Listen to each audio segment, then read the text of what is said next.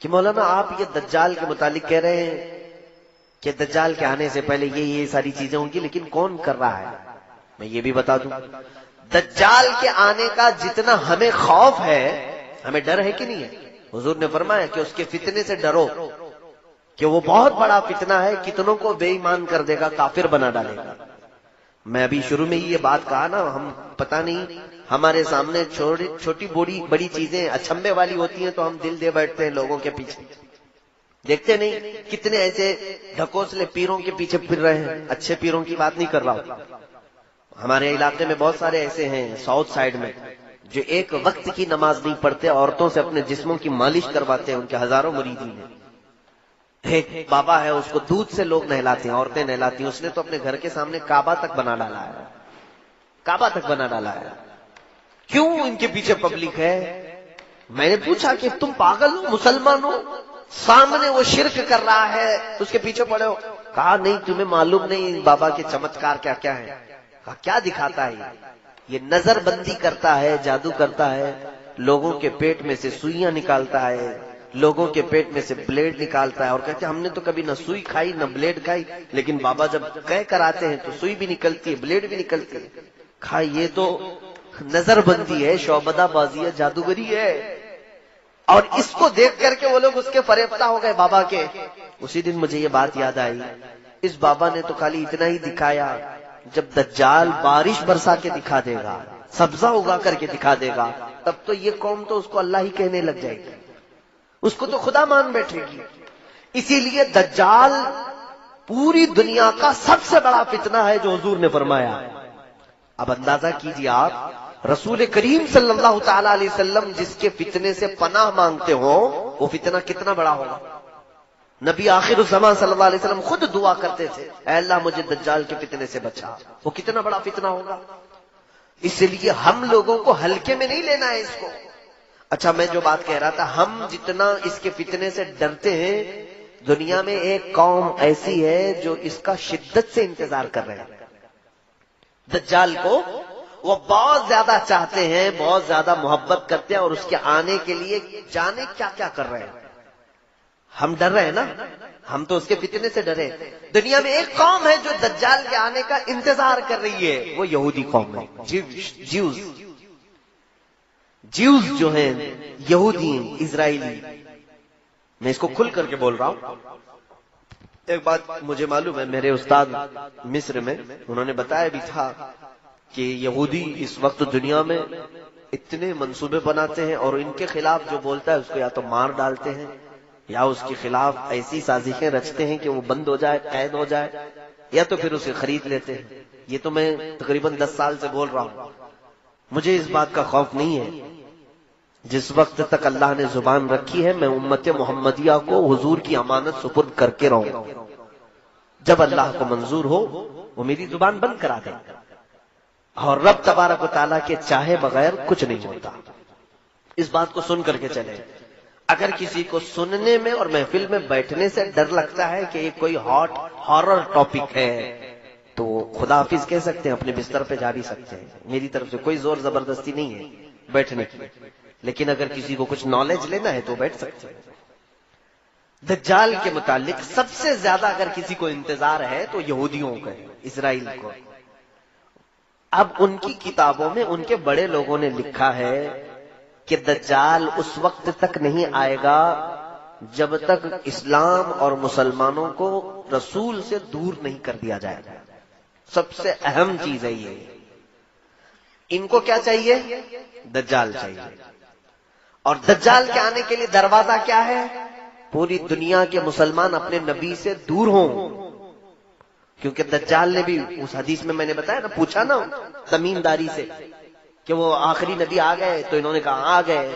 اس نے پوچھا کیا ان کی امت ان کی اطاعت کر رہی ہے؟ تو انہوں نے کہا اطاعت کر رہی ہے۔ تو دجال نے کیا کہا؟ ابھی میرے آنے کا وقت نہیں۔ اب ان کو دجال چاہیے، کیوں؟ یہ کہتے ہیں ہمارا وہ مسیحا ہے۔ دجال کے آنے کے لیے روزانہ صبح اور شام میں دعائیں ہوتی ہیں اسرائیل میں، روزانہ دعائیں ہوتی ہیں، اور وہ اس لیے دعا کرتے ہیں کہ وہ ہمارا مسیحا ہے، ہمیں تکلیفوں سے نجات دے گا، ہماری پوری دنیا میں حکومت قائم کرے گا، ہمیں موت سے بھی بچائے گا۔ ایک بات یہ بھی یاد رکھ لیں کہ دنیا میں سب سے زیادہ موت سے ڈرنے والی قوم یہودی ہے. وہ مرنا نہیں چاہتے کوئی بھی، وہ موت سے بہت ڈرتے ہیں. اسی لیے ان کا آپس میں جو ایک دوسرے کو سلام بھی جو کرتے ہیں نا، ہم السلام علیکم کہتے ہیں نا، ان کا سلام ہے ذی 1000 سال. فارسی میں یہ ہے ذی 1000 سال. تفسیر میں لکھا ہوا ہے یہودی آپس میں ایک دوسرے کو سلام بھی کرتے ہیں تو یوں کہتے ہیں جیو 1000 سال، جیو 1000 سال. قرآن میں پہلے پارے میں اللہ نے فرمایا ہے لو يعمر 1000 سنۃ وما هو بمزحزحه، یعنی اگر ان کو 1000 سال کی عمر بھی دے دی جائے تب بھی وہ مرنا پسند نہیں کرتے. اور اللہ تعالیٰ نے ان کے رد میں جتنی آیتیں نازل فرمائی، یہ کہتے ہیں ہم اللہ کے بیٹے ہیں، ہم اللہ کے محبوب ہیں. پوری دنیا کیچڑ سے بنائی گئی ہے اور ہم کو جنت کی مٹی سے بنایا گیا ہے. پوری دنیا کو جانوروں کے پخانے سے زیادہ گندی چیز سے بنایا گیا ہے، اور ہم شعب اللہ المختار ہیں، اللہ کی پسندیدہ قوم ہے. کون کہتا ہے؟ یہود، جیوز. یہ ایک مٹھی بھر قوم ہے. انہوں نے جو عقیدے بنا رکھے ہیں وہ یہ ہے کہ دنیا کی سب سے افضل ترین قوم ہم ہیں، ہمارا ہی حق ہے دنیا میں، ہر چیز پر ہمارا قابو ہونا چاہیے، اقتدار ہمارا ہونا چاہیے. یہ قوم ایسی ہے، یہ پوری دنیا میں کہتے تھے وقالت الیہود نحن ابناء اللہ واحباؤہ.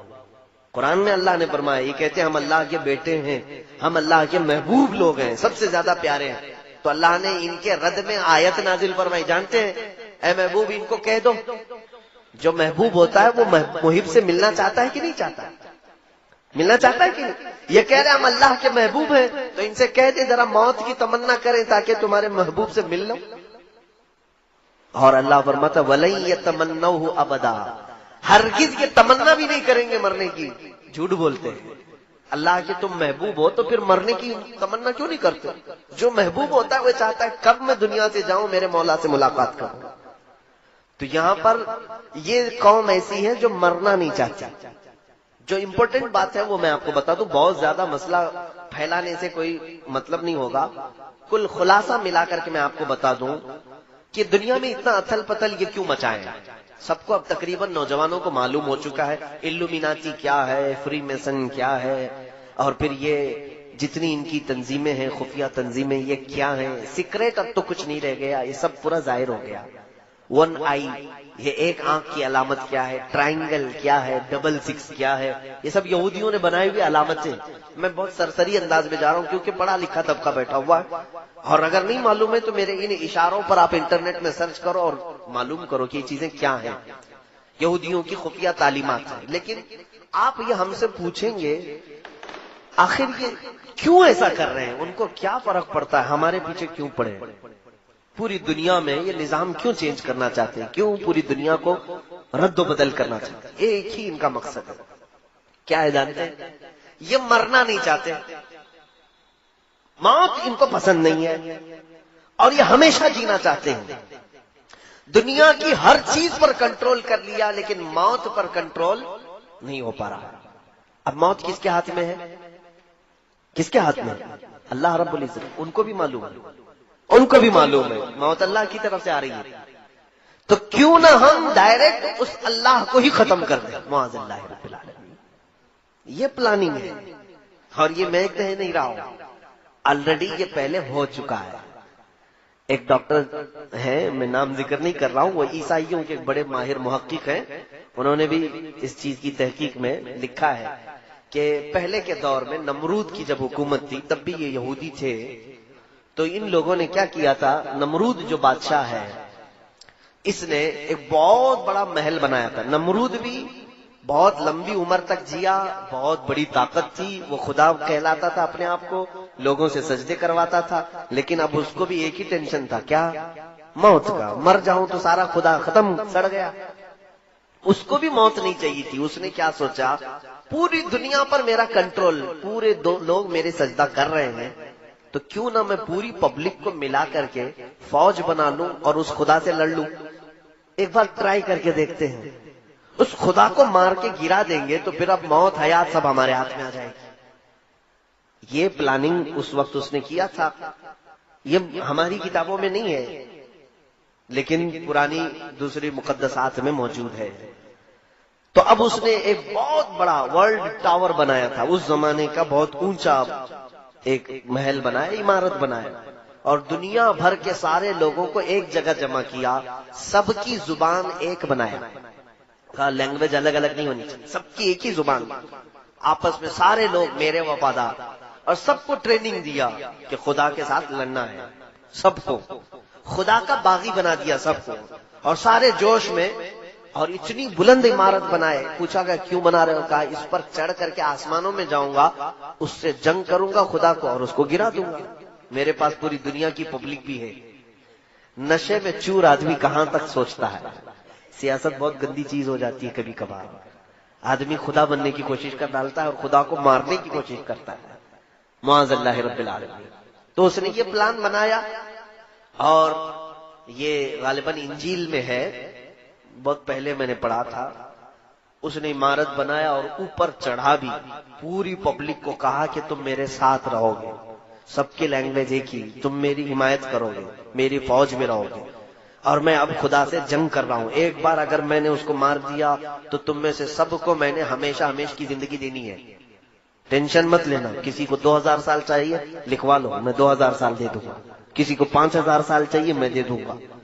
تو سارے لوگ بہت شوق میں تھے کہ مرنا ہی نہیں ہے، چلو یہ ایک کام کر کے دیکھ لیتے ہیں۔ اب جب وہ اوپر چڑھا تو اب دیکھیے مقدسات جو کتابیں ہیں وہ کہتی ہیں اللہ رب العزت نے اپنے فرشتوں میں سے ایک فرشتے کو فرمایا کہ آؤ، میرے بندوں میں سے ایک بندے نے بڑی بلند عمارت بنائی ہے، چلو ذرا دیکھ لیں۔ اللہ رب العزت نے فرمایا اور آسمانوں کی طرف نزول فرمایا، اور اپنے ایک فرشتے کو، اللہ تعالیٰ کے فرشتوں کی تعداد کسی کو نہیں معلوم ہے کتنے لاکھ، کتنے کروڑ، کتنے ارب، بلکہ اندازہ کرنے کے لیے ایک صرف میں حدیث بتا دوں، جب بھی بارش ہوتی ہے نا، حضرت ابن عباس فرماتے ہیں ہر قطرے کو ایک فرشتہ زمین پر رکھ کر جاتا ہے، اوپر سے برسایا نہیں جاتا، ایک ایک قطرے کو ایک ایک فرشتہ زمین پر رکھ کر جاتا ہے۔ بارش کے قطرے نہیں گن سکتے تو فرشتوں کو کہاں گن سکو گے؟ تو اتنے لاتعداد فرشتے ہیں، اس میں سے صرف ایک ہی فرشتے کو اللہ نے فرمایا تم جاؤ ذرا نیچے اپنے پر ہلاؤ۔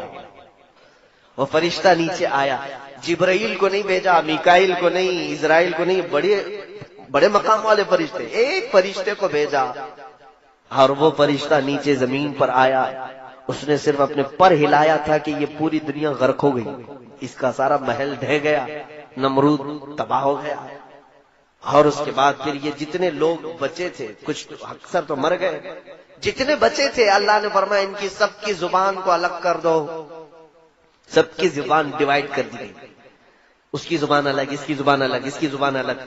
یہ بھی اللہ کی حکمتوں میں سے ہے کہ یہ پھر ایسی پلاننگ کرنے کے لیے سب جمع نہ ہو سکے، الگ الگ کر دی گئی۔ یہ دوسری کتابوں میں موجود ہے، تو یہ پلاننگ ان کے دماغ میں آج بھی چل رہی ہے۔ فلاپ تو ہوا تھا آئیڈیا پرانے زمانے کا، اب جو اسرائیل ہے، یہودی ہے، اور اسی مقدس کتاب میں یہ بھی لکھا گیا ہے کہ اے لوگوں دیکھنا قیامت کے قریب ایک بار اور اس طرح کی کوشش کی جائے گی۔ اب بات سمجھ میں آئی آپ کے؟ اس طرح پہلے خدا سے لڑنے کا ایک پلان کیا انہوں نے، فلاپ ہو گئے اور مار دیے گئے۔ اب ان کو جدید ٹیکنالوجی پر، نیو ٹیکنالوجی پر اتنا بھروسہ ہے، انہی مقدسات میں کہا گیا ہے دیکھنا قیامت سے قریب ایک بار اور یہ چیز کوشش کر لیں گے۔ اب مجھے یہی لگتا ہے، یہ حدیثوں میں تو ہے نہیں کہ یہ لوگ خدا سے لڑنے کے لیے کوشش کریں گے، لیکن ان کی کتابوں میں لکھا ہوا ہے، یہودیوں کی۔ اب مجھے یہی سمجھ میں آتا ہے اسی پلاننگ کے تحت یہ اسی انداز سے چل رہے ہیں۔ ان کو ایک مسیحا چاہیے ہے، وہ دجال ہے جو خدا کا دشمن ہے، اور انہیں معلوم ہے دجال کا پاور کیا ہے، 40 دن میں پوری دنیا میں گھومے گا، لوگوں کو آسمان سے بارش برسا کے دکھائے گا، زمین سے سبزے اگا کر کے دکھائے گا۔ ان کو ایک ایسا پاورفل آدمی چاہیے جو خدا سے لڑ سکے، اس لیے وہ انتظار کر رہے ہیں۔ دوسرے ان کو کیا چاہیے، پوری دنیا کی لینگویج ایک ہونی چاہیے، تو یہ گلوبل لینگویج کے طور پر انگلش کو مشہور کر بھی رہے ہیں کہ سب کی کنیکٹ کرنے والی، سب کو کنیکٹ کرنے والی زبان انگلش ہونی چاہیے، سب کی کرنسی ایک بنانا چاہتے ہیں، اور آج تقریباً یہ کر بھی چکے، ڈالر پوری دنیا کی کرنسی بنتی جا رہی ہے، تقریباً ہر ملک اپنی ٹریڈنگ ڈالر میں کرنا چاہتا ہے، پوری دنیا کی ایک کرنسی ہو، ایک لینگویج ہو. اور آپ دیکھنا اکثر ان کے جتنے بڑے پریزیڈنٹ ہوں یا جو سٹارز ہیں وہ اپنے بیانوں کے بیچ بیچ میں ون ورلڈ آرڈر یہ بات کہہ جاتے ہیں. نوجوان طبقہ اس کو نوٹ کر لے. One world order. One world order کا مطلب یہ ہوتا ہے ایک دنیا ایک حکم پر چلے. الگ الگ کنٹری نہیں چاہیے ہم کو، الگ الگ سیاست نہیں چاہیے. پوری دنیا ایک ہی حکومت پر، ایک ہی آرڈر پر چلے. یہ ان کا پلان ہے. کیوں میاں، کیوں پوری دنیا کو ون ورلڈ آرڈر میں ڈال رہے ہیں آپ؟ وہی پلاننگ جو نمرود کر چکا تھا کہ خدا سے لڑنا ہے، پوری دنیا کو پھر سے جمع کرو، ساری ٹیکنالوجی جمع کرو. اسی لیے یہ اسپیس میں بھی بھیج رہے ہیں کہ جا کے دیکھ کر کے آئے، سب تصویریں لے کے آئے کہاں خدا بیٹھتا ہے. معاذ اللہ رب العالمین. میرے عزیزو، میں ان ترقیات کے خلاف نہیں ہوں، اسپیس کے خلاف نہیں ہوں، میں چاند کے بارے میں گفتگو نہیں کر رہا ہوں.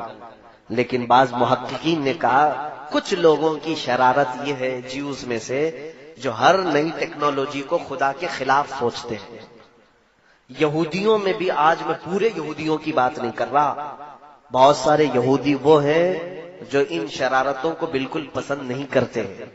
وہ تورات انجیل پر یقین رکھتے ہیں، ایمان رکھتے ہیں. عیسائیوں میں بھی سارے نہیں ہیں، وہ بھی اپنی مقدسات پر ایمان رکھتے ہیں. لیکن کچھ ایسے ہیں جن کو عباد الشیطان کہا جاتا ہے. یہودیوں میں ایک تنظیم ایسی نکلی جو ڈیول ورشپرز ہیں، یعنی شیطان کی عبادت کرتے ہیں، پوجا کرتے ہیں. یہ ان کا پورا کیا ہوا ہے، پوری دنیا کو بدلا ہوا. اب سنیے، اب یہ پوری دنیا میں کیا ہنگامہ مچا رہے ہیں، کیا ہنگامہ مچائیں گے. میں باخبر ضرور کرنا چاہوں گا ہر بچے کو، ہر جوان کو. میں نے مصر میں ایک کتاب پڑھی تھی، تقریباً وہ 150 سال پہلے کی ایک میٹنگ ہوئی تھی. حاخام کہتے ہیں یہودیوں کو، مولانا پڑھے ہوئے.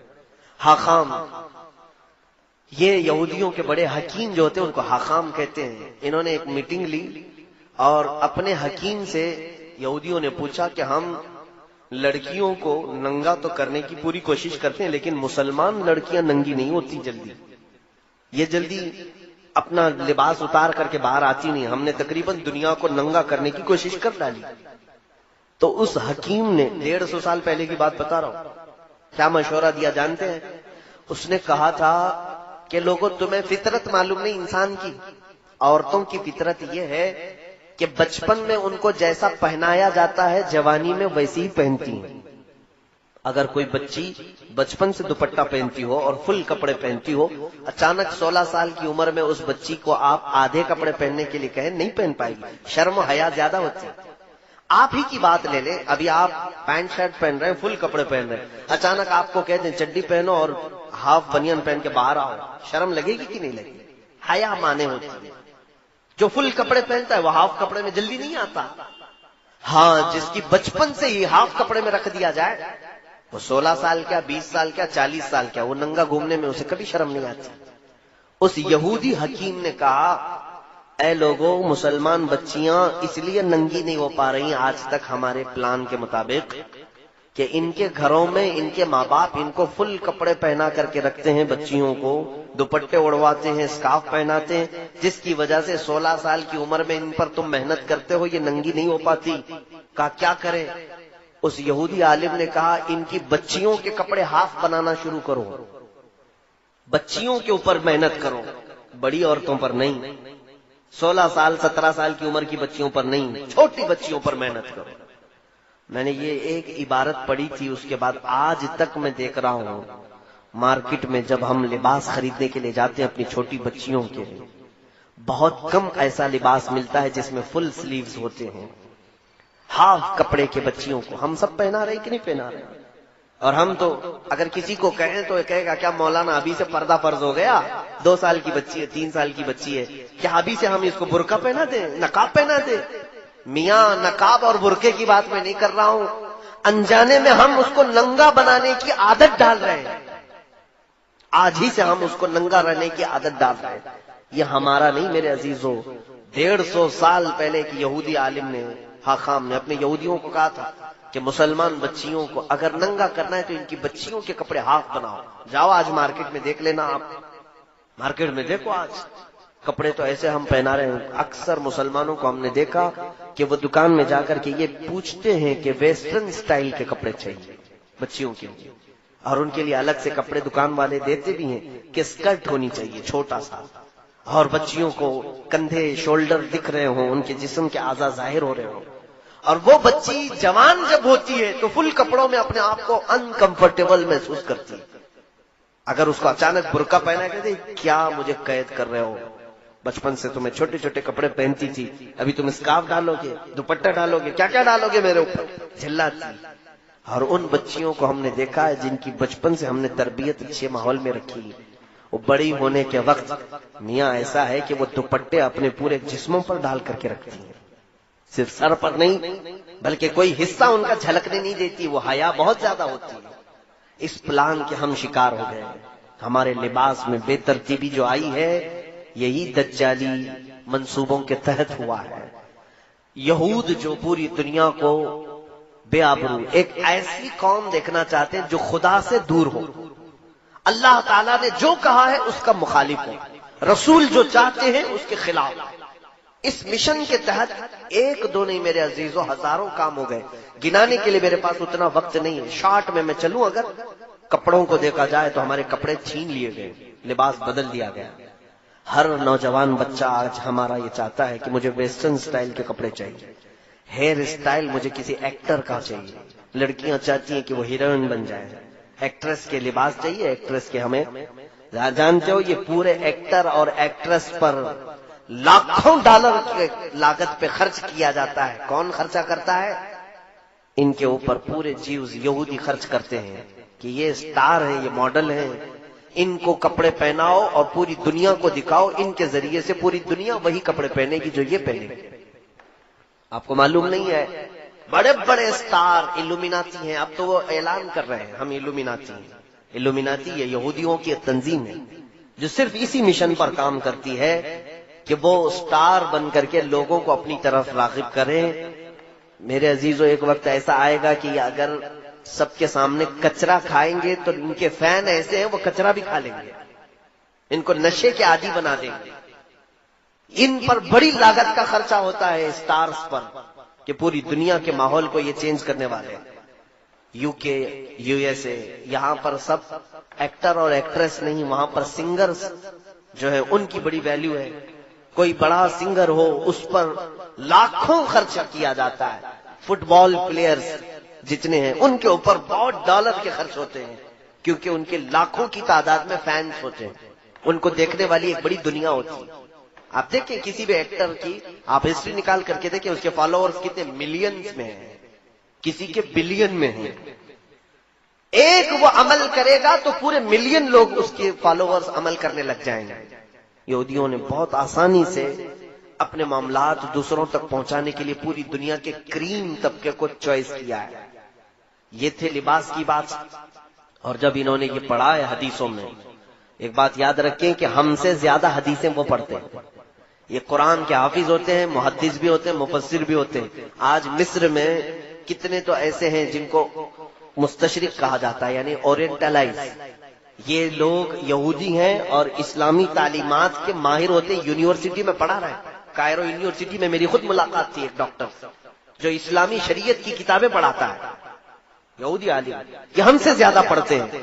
جب انہوں نے یہ پڑھا کہ مسلمان سب سے زیادہ ان کا لگاؤ اللہ اس کے رسول سے ہے، کم ہونے کے لیے مین چیز کیا ہے تو رزق ہے۔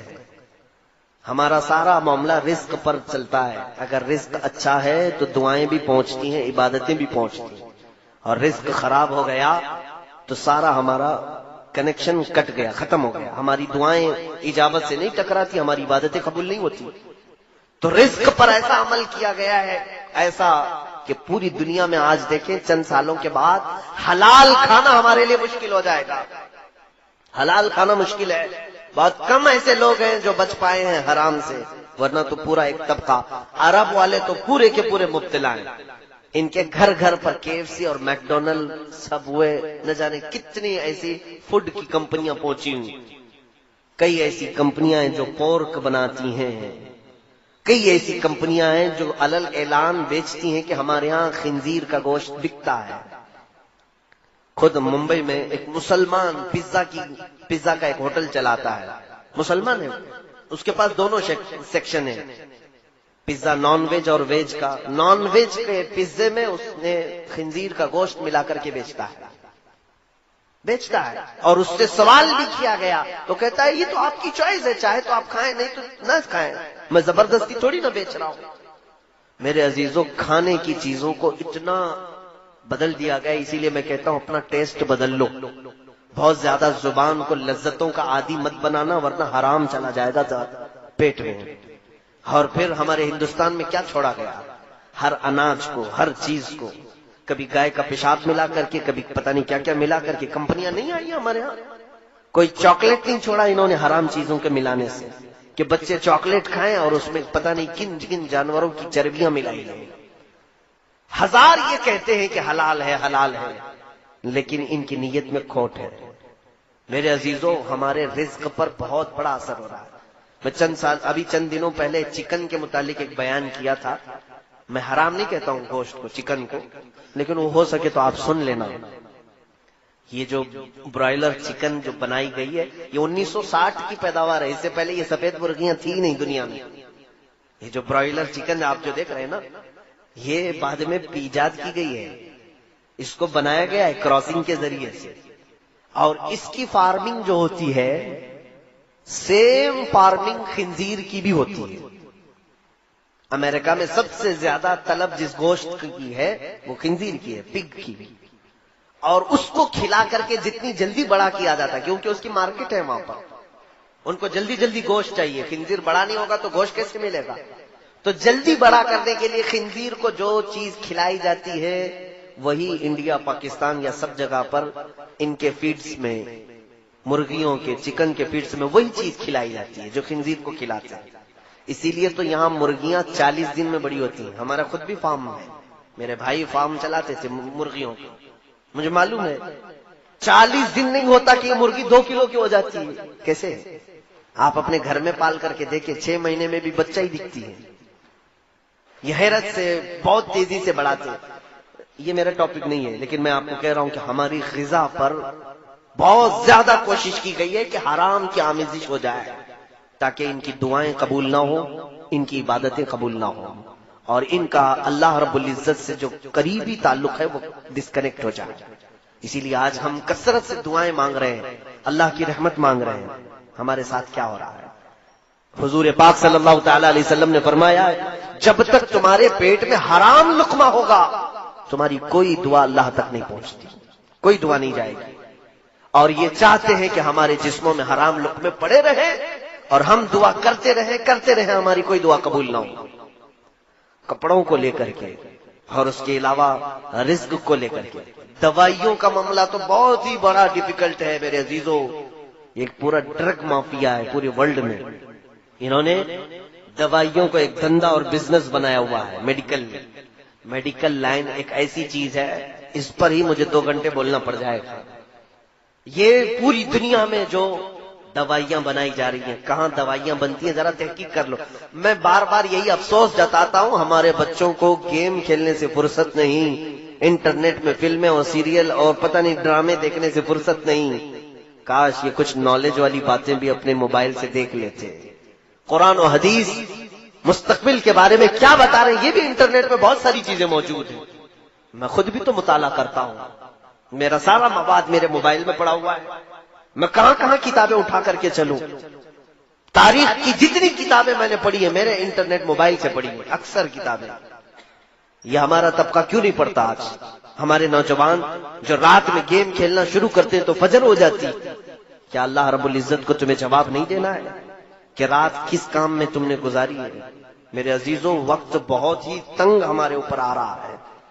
یہ تھی باتیں۔ ڈرگ مافیا تو ایسی ہے کہ ایک گولی، میرے ان سے بھی بہت گہرے تعلقات ہیں، دوائیوں کی کمپنیوں والوں سے بھی۔ 75 پیسے کی جو گولی بنتی ہے وہ مارکیٹ میں 40 روپے 50 روپے کی بکتی ہے۔ ایک سٹنٹ جو لگایا جاتا ہے، یعنی بائی پاس سرجری کرنے والے یا پھر انجیوگرافی انجیوپلاسٹی جن کو ہوتی ہے، سٹنٹ لگاتے ہیں، $1 کا ہوتا ہے۔ $1 تقریباً 70 روپے کا سٹنٹ، اور اس کی قیمت یہاں پر 1 لاکھ 2 لاکھ روپے لی جاتی ہے۔ خیر یہ تو ان کی تجارت ہے، لیکن جانتے ہیں آپ کئی بیماریاں جان بوجھ کر کے وائرس کے طور پر پھیلائی جاتی ہیں۔ ہمارے ایک ڈاکٹر شفیق ہیں، ان کی تحقیق ہے، وہ کہتے ہیں کینسر یہ کوئی بیماری ہے نہیں، یہ وائرس ہے جو چھوڑا گیا ہے، اس کا علاج موجود ہے، لیکن چاہتی نہیں پوری ڈرگ مافیا کہ وہ علاج ہو جائے۔ اگر یہ علاج بہت چھوٹی چھوٹی پتیاں ہیں، افغانستان کی کچھ پتیوں سے ایک ڈاکٹر صاحب نے علاج بھی کیا کینسر کا، وہ کہتے ہیں ان پتیوں پر اور اس کے جوس پر امریکہ نے پابندی لگا دی کہ لا نہیں سکتے تم۔ کیوں؟ یہ نہیں چاہتے کہ کینسر والے صحیح ہو جائیں۔ کیوں؟ کینسر جتنا بڑھے گا اتنا مال ڈرگ مافیا کو پہنچے گا، اتنی زیادہ، کروڑوں نہیں اربوں کی تجارت ہے یہ۔ میرے عزیزوں، پوری دنیا میں گولڈ پر قبضہ اگر کسی کا ہے تو انہی کا ہے۔ سنا ایک لفظ پر آپ توجہ دیں، آپ کو میں بتاتا ہوں ان کو کیا کہتے ہیں، یہودیوں کو انگلش میں کیا کہتے ہیں، معلوم ہوگا نا آپ کو، جیوز۔ اور دنیا میں آپ دیکھنا سونے کی، گولڈ کی جو بھی دکان ہے اس کو کیا کہتے ہیں، جیولری۔ کیا کہتے ہیں، جیولری۔ یہ جیوز کا لفظ جیولری کے اندر ساتھ میں رکھا جاتا ہے۔ وہ یہ تمہیں احساس دینا چاہتے ہیں کہ سونے پر صرف ہمارا حق ہے، سونے پر صرف ہمارا حق ہے۔ اور یہ بھی آپ کو میں بتاؤں کہ ان کی پلاننگ کہ پوری دنیا میں سونے اور چاندی کو یہ قبضہ کریں گے اور یہ جو بولیں گے وہ کرنسی چلے گی۔ آج دیکھیں یہ کرنسی کا معاملہ بڑا ڈیفیکلٹ ہے۔ مجھے آج اعلیٰ حضرت فاضل بریلوی کی یاد آتی ہے، سرکار امام محمد رضا خان فاضل بریلوی رضی اللہ تعالیٰ عنہ 100 سال پہلے ہی ایک رسالہ لکھا ہے، کفل الفقیہ الفاہم فی احکام القرطاس والدراہم۔ اس پہلے زمانے میں کرنسی کیا چلتی تھی جانتے ہیں آپ؟ سونے کے سکے، چاندی کے سکے۔ توجہ چاہوں گا، سونے کے سکے، چاندی کے سکے۔ سونے کے سکوں کو دینار کہتے تھے اور چاندی کے سکوں کو درہم کہتے تھے۔ درہم اور دینار چلتے تھے پہلے۔ اب سنیے گا، سونے کا ایک سکہ ہے اور چاندی کا ایک سکہ ہے، اس کی اپنی ایک ویلیو ہے کہ نہیں ہے؟ وہ سونے کا ہے میاں۔ آج اگر ظاہر سی بات ہے کسی بھی سکے پر بادشاہ کی فوٹو ہوگی جو اس وقت بادشاہ چل رہا ہے، چلے بادشاہ ختم ہو گیا، دوسرا بادشاہ آ گیا، کیا وہ سکہ بیکار ہو جائے گا؟ سکہ خراب ہو جائے گا؟ نہیں، صرف فوٹو بدلنا ہے، جاؤ میلٹ کرو، سنار کو دو، وہ میلٹ کر کے دوسرا سکہ بنا دے گا، لیکن اس کی ویلیو ہے کہ نہیں؟ چلے حکومت ختم ہو گئی، جو سکے چل رہے تھے چاندی اور سونے کے، لے جاؤ سب بیچو، ارے آپ کو تو کلو کے وزن پر قیمت ملے گی۔ سونے اور چاندی کی ویلیو ہے کہ نہیں؟ یہ یہودیوں نے پوری دنیا سے سونے اور چاندی کے سکوں کو ہٹا دیا اور اس کی جگہ پر کاغذ کے ٹکڑے لائے۔ کاغذ کے ٹکڑے، پہلے نوٹ تھی نہیں پوری دنیا میں کہیں پر، یہ کاغذ کے ٹکڑوں کو لائے اور اس پر لکھ دیا 1000، تو اب ہم سمجھ رہے ہیں 1000، اس پر لکھ دیا 2000، ہم سمجھ رہے ہیں 2000، جبکہ وہ کاغذ بھی اتنا ہی ہے جتنا نیوز پیپر والا کاغذ ہے، کوئی فرق نہیں ہے پیپر میں۔ ہاں تھوڑا اچھا کاغذ استعمال کرتے ہوں گے، پرنٹ نکال سکتے ہیں آپ، لیکن وہ کاغذ اس کی ویلیو ہے اپنی، وہ تو ابھی ابھی ہمارے سب کو سمجھ میں آ چکی ہوگی۔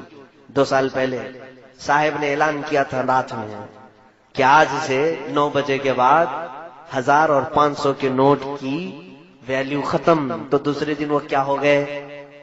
آج اگر آپ کے جیب میں 1000 روپے کی پرانی نوٹ ہو تو آپ کو مجرم سمجھ کے پکڑ کے لے جائیں گے۔ عزیزو، یہ کرنسی ایسی ہے کہ اس کی اپنی ویلیو نہیں ہے۔ اگر کسی کے پاس اس زمانے کے، چلیے میں کہتا ہوں 1000 کے نوٹ جمع ہیں، بہت سارے ہیں، بھول گئے تھے آپ چینج کرانا، انہوں نے تو ٹائم بھی دیا تھا 2 مہینے کا، چینج کرا لو، بھول گئے تھے، ابھی کہیں تھیلی سے نکلا۔ آج کے زمانے میں کہاں لے کے جاؤ گے آپ؟ 1000 کے نوٹ ہیں، کہاں لے کے جاؤ گے؟ RBI بھی نہیں لے رہی ابھی۔ کسی بینک میں جاؤ گے، میرے 1000 کے پرانے نوٹ بدل کے اب 2000 میں دے دو، کہا وہ دروازہ بند ہو گیا، کہا کیا کرے؟ تو بینک کہے کہ جاؤ کسی بنیا کو دے دو، پوڑیا بنائے گا، شکر ڈال کے بیچے گا، اس کے علاوہ تو ان نوٹوں کا کچھ کام نہیں، یا تو آپ کلو کے حساب میں بیچ کے چلے جاؤ۔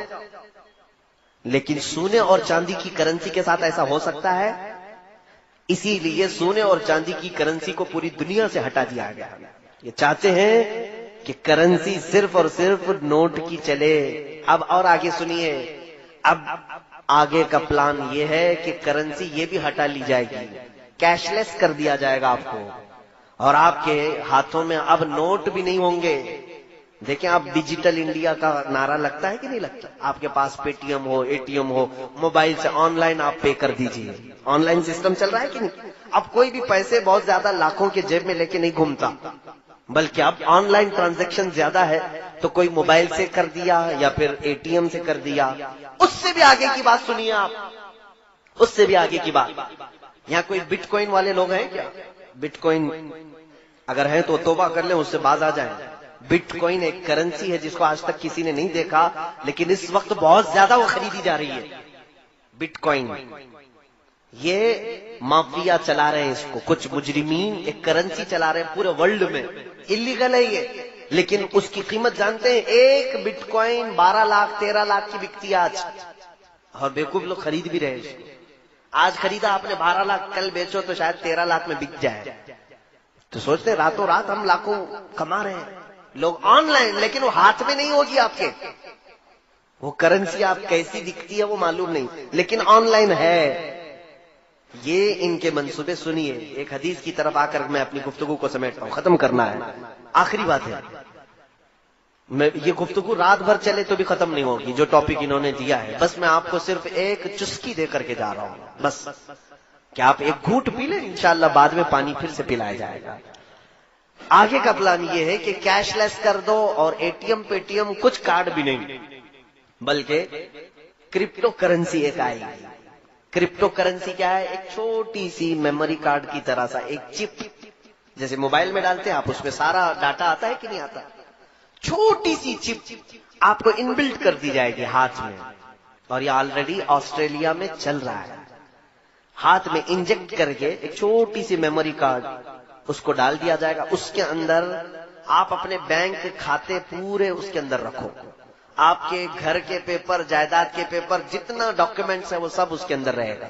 ظاہر سی بات ہے پیپر گم ہو جائے تو بھی کچھ فرق نہیں، آپ پیپر جلا دو، نوٹ ختم کر دو، سارا آپ کا کہاں ہے؟ آپ کے ہاتھ میں۔ آپ کو تو اچھا لگے گا نا، اب کارڈ لے کر کے چلنے کی بھی ٹینشن نہیں، پیسے لے کے چلنے کی بھی ٹینشن نہیں، میرے ہاتھ میں چپ ہے، اور چوری ہونے کا بھی ڈر نہیں، کوئی چوری بھی نہیں کر پائے گا، کیا کرے گا؟ تو سب کو یہ آسان لگ رہا ہے، اور لوگ قطار میں لگ لگ کر کے ان بلٹ کروا رہے ہیں کرپٹو کرنسی کو۔ لیکن اس کا دوسرا پارٹ کیا ہے جانتے ہیں آپ؟ اچھا اس کو آپ کیسے دیکھیں گے کہ میرے اکاؤنٹ میں کتنے ہیں؟ آپ اپنے انگوٹے کا اپنا تھم کہیں پریس کریں، تھم پریس کریں گے آپ، تو آپ کا پورا جتنا اکاؤنٹ ہے وہ ڈیجیٹل میں دکھائی دے گا کہ آپ کے پاس اتنے لاکھ روپے ہیں، اتنے ہزار روپے ہیں، آپ کے جائیداد کے پیپر یہ ہیں، سب آپ دکھا سکتے ہیں کسی بھی جگہ۔ وہ ہوگا کچھ پلان، میں نے تو اب تک دیکھا نہیں، لیکن سنا ہے یہ چل رہا ہے۔ اب اس کے بعد کیا ہوگا؟ اس کے بعد کیا ہوگا؟ ہم نے کرنسی سب ہٹا دی، گھر میں بھی پیسے نہیں، بینک میں بھی پیسے نہیں، کہیں نہیں، سب کہاں ڈال دیا ہم نے؟ اس چھوٹے سے چپ میں ڈالا ہے، لیکن وہ ویلیوبل ہے، دنیا اس کو کہے گی تم کو دکان میں کچھ خریدنا ہے تو جاؤ تھم لگاؤ، 1000 روپے کے سامان خرید کر کے لاؤ۔ ابھی کل ہی ہم جا رہے تھے، دھورا جا رہے تھے، ہم نے دیکھا جس کار میں ہم بیٹھے ہوئے ہیں، کار پر ایک چھوٹی سی وہ چپ لگائی تھی، ٹول ناکے سے کار گزری، اچانک اس کا گیٹ اٹھ گیا۔ یہ جدید ٹیکنالوجی دبئی میں تو بہت پہلے سے چل رہا ہے کہ آپ ٹول میں کھڑے ہو کر کے پیسے بھرنا، جو چٹے واپس لینا ضروری نہیں، 3 مہینے بھر کا شاید ریفل ہوتا ہے، ایک چھوٹی سی چپ دیتے ہیں، کار کے سامنے والے گلاس پر آپ لگائیں، جب بھی آپ کو ٹول کے اندر سے جانا ہے اور اچانک گیٹ اٹھ جائیں گے، واپس آنا ہے، دن میں گھومتے رہو۔ یہ آپ کے بریلی میں کل میں نے دیکھا ہے کہ نہیں ہے، چپ لگ رہی، تو اس کا مطلب ہوا جو ٹول لینے والے تھے ان کی سب چھٹی ہو گئی، پیسے لینے والے بھی نہیں، دینے والے بھی نہیں، سب پیسہ اس چپ میں آیا ہے۔ اچھا یہی سسٹم ہمارے ہاتھ میں آ جائے تو آپ کو سمجھے گا اور اچھا ہے، جہاں جہاں پیٹرول ڈالنا ہے ہم ہاتھ کو لگا دیں گے، پیٹرول آ جائے گا، ڈاکٹر کو پیسے دینا ہے وہاں پر بھی ہم اپنا تھم پریس کر دیں گے، اس کو جتنی بل ہے اس میں سے نکل کے چلی جائے گی۔ آسان آسان، یہ جو میں بتا رہے ہیں آسان۔ جب تم سب آسانی میں آ جاؤ گے، پوچھو آپ مجھ سے کہ حضرت یہ چلتا کس سے ہے؟ ظاہر سی بات ہے چپ میرے اندر پڑی ہوئی ہے، میں پریس کرتا ہوں، میرا اکاؤنٹ کیسے دکھے گا؟ کیسے دکھے گا؟ میں یہی کہوں گا کہ یہ سارا انٹرنیٹ سے چلے گا. کیسے چلے گا؟ انٹرنیٹ سے چلے گا. اے میرے عزیز، تمہیں یہی ہوش سنبھالنا چاہیے. دوسرا سوال تم یہی کرو کہ اگر انٹرنیٹ بند ہو گیا تو کیا ہوگا؟ اور انٹرنیٹ نہ میرے ہاتھ میں نہ تمہارے ہاتھ میں، سارا ان کے ہاتھ میں ہے. انٹرنیٹ یہ جس وقت چاہیں بند کر دیں. جس وقت انٹرنیٹ بند ہوا وہ تمہاری چپ تو وہیں پڑی ہوئی ہے. سامان والے کے پاس جاؤ گے، انگلی گھستے رہو، کچھ نہیں نظر آئے گا، کیونکہ انٹرنیٹ سے چلتا ہے. آج بھی آن لائن ٹرانزیکشن کا جو نقصان کشمیر میں ہوا، ان کشمیریوں سے پوچھو.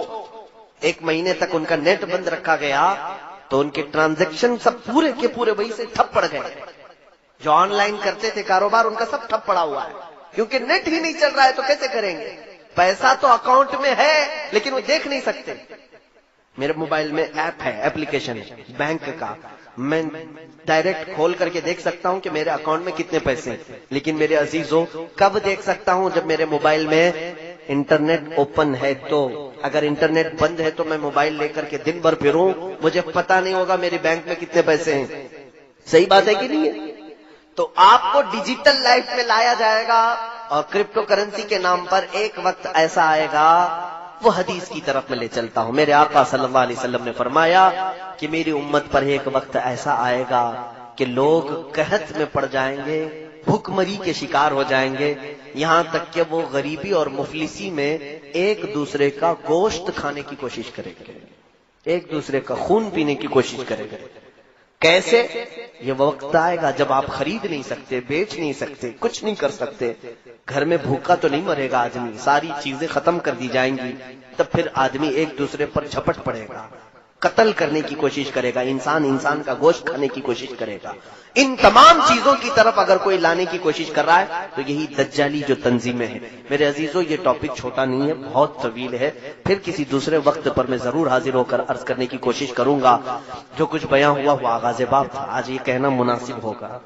جو کچھ بھی بیان ہوا وہ آغاز باب تھا، لیکن میں انٹلیکچوئل طبقے کو یہ ضرور کہنا چاہوں گا، تم الرٹ رہو، تم حدیثوں کو پڑھو. اللہ کے نبی صلی اللہ تعالی